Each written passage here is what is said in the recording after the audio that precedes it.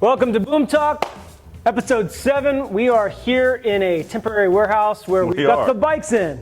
We got all the bikes in. We are, we're 30 plus deep in bikes, and we're looking to maybe turn this into our mobile showroom floor for a little while. Yeah, we got a little work to do in this area, but tell us about the last couple weeks getting the bikes in. I've got some videos I can show as you're talking along, but got them off the trucks. How to get them all prepped. Tell us, run us through the whole thing. So it's been interesting when the truck, obviously when the truck came, I mean, it was a semi-full of bikes. But, getting them off the truck, getting them unpacked, they're pretty well assembled from the manufacturing. We had to do some things, but, the biggest challenge is making sure we're not throwing away titles. Right. Getting all the titles off to our title processing company to make sure we get all the titles processed, get that paperwork back. And we had immediate orders to fill, so we had to get bikes ready to get out the door.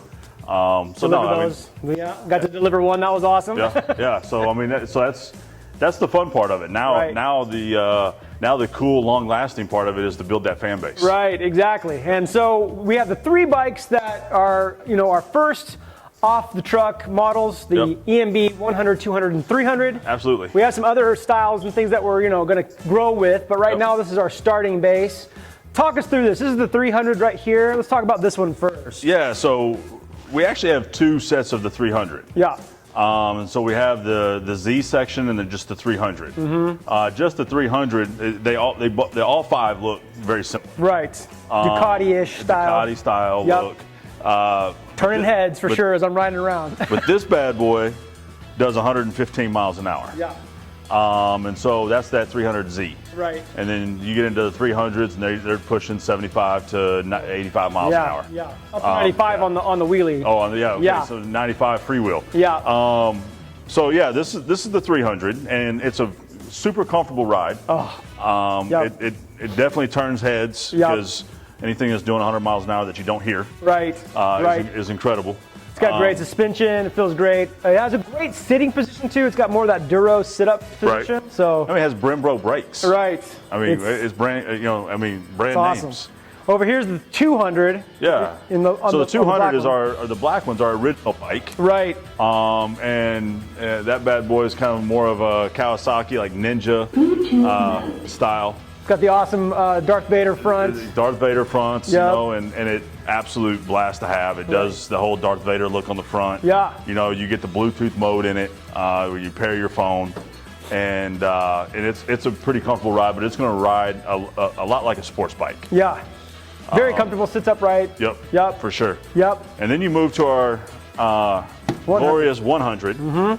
And this thing is actually probably the most comfortable ride. Yeah. In terms of just having the wider seat. Right. And then the wider seat for the passenger.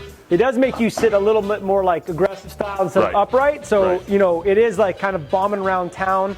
If you had to go way long distance, I would probably go more of these 2. But in town, this is the most fun. It's like riding those little, almost cafe racer. You can dart around, Exactly. It lets you dart around. This one also comes Bluetooth. Yep. Less of the only thing they don't have is the no Darth Vader. Right. No Darth Vader front. But other than that, they are fun.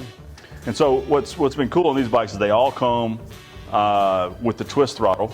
Right. And so you have the sport mode, the drive mode, park mode, and reverse. Right. Have the kill switch. Yeah, the kill switch. The only thing you have to worry about though is those 3 modes there on the left side.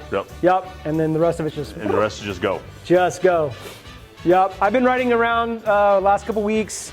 I rode it in the rain yesterday. I've ridden all around town. We took the other bike out and about. They're fun bikes, and I've been telling people that I've been talking to at the coffee shop and places like that. They're like, "What is this thing?" A lot of them still feel intimidated.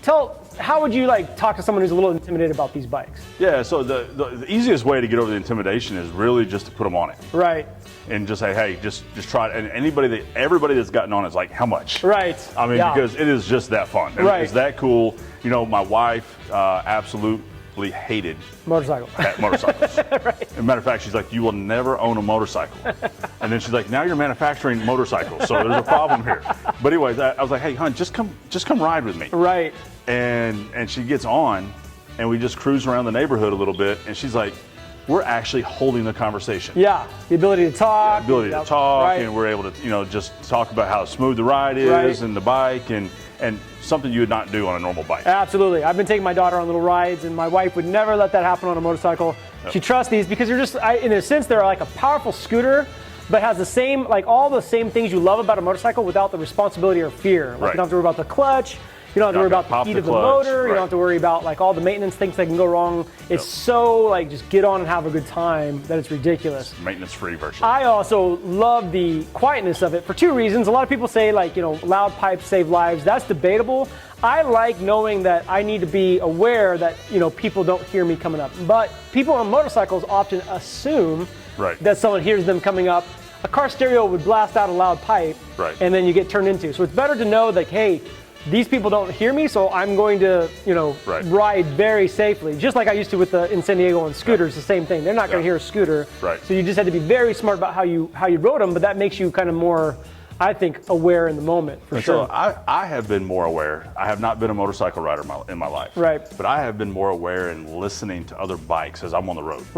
Just to see, am I hearing it, am I not? And really, I would say 80% of the time, I'm not hearing the bike until it's past me. Till it's like in the blind spot that I would have hit him if I would have turned anyway. Yeah, absolutely. And so it's just interesting to see that dynamic. But listen, we want to cater to those that are trying to, and so we're trying to, in our manufacturing process, build some sound that can be turned on and off. To where they can hear.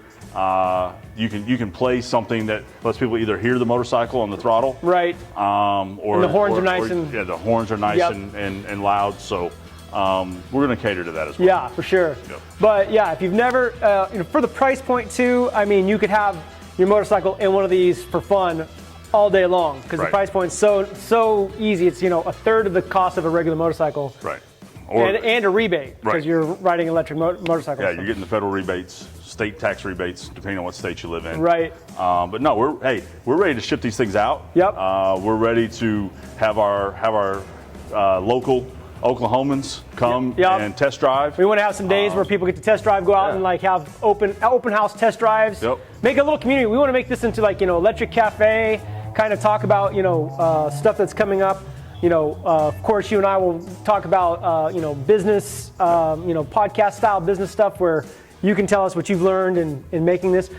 What's something that someone who's just here for the business side of things? What's something that you learned, delegating and working with these bikes? Wow. So I've learned a lot in just working with China.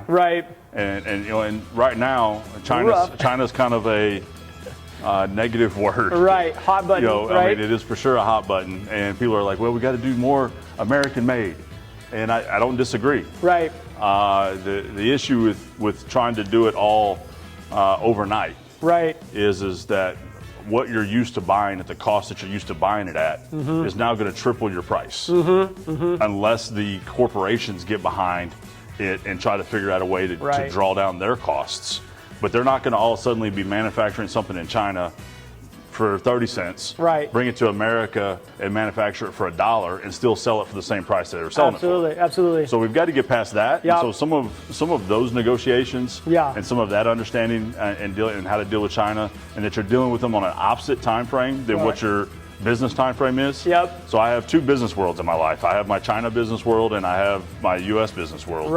And just navigating that in time, sleep, family, the whole works is lots to juggle. Lots to juggle for sure. But we're excited about because we're not just stopping here. We're going to look at some cafe racers. We want to bring in just true electric bicycles. We have all kinds of plans in the process of the different things that we're wanting to manufacture and introduce in a way that's price competitive. We also want to start melding in, kind of like adapting these. First of all, it's brand awareness, bringing electric bikes to the Midwest. They're on the West Coast. I don't know if they're on the East Coast, but they're on the West Coast. Not a lot of companies doing it in the Midwest yet, but it's awesome to introduce people to the product and then see if you can grow it from there. I know that we've talked about like giving this to some tech schools and seeing if they can do a custom build off of just the frame and make them like, something that's like American customs. So there's a lot we can do with it from here. So it's a great business model to grow and to adapt and to learn along the way. For Agreed. sure. 100%. Anyway, so Check us out at boommoto.com on these if you want to, look at these bikes. They're there. Also, if you're local, give us a call, test drive. Yep. We can set that up at any time. Just get a hold of one of us through, social media, and we'll find the time to come and help you get on the bike and test drive. Any last thoughts? No, if you guys have anything at all, have any questions, any desires, hit me up. You can email me at jeff.holley, Holley, @boom.us, or you can hit us at sales@boommoto.com. Perfect. We'll catch you next time on Boom Talk.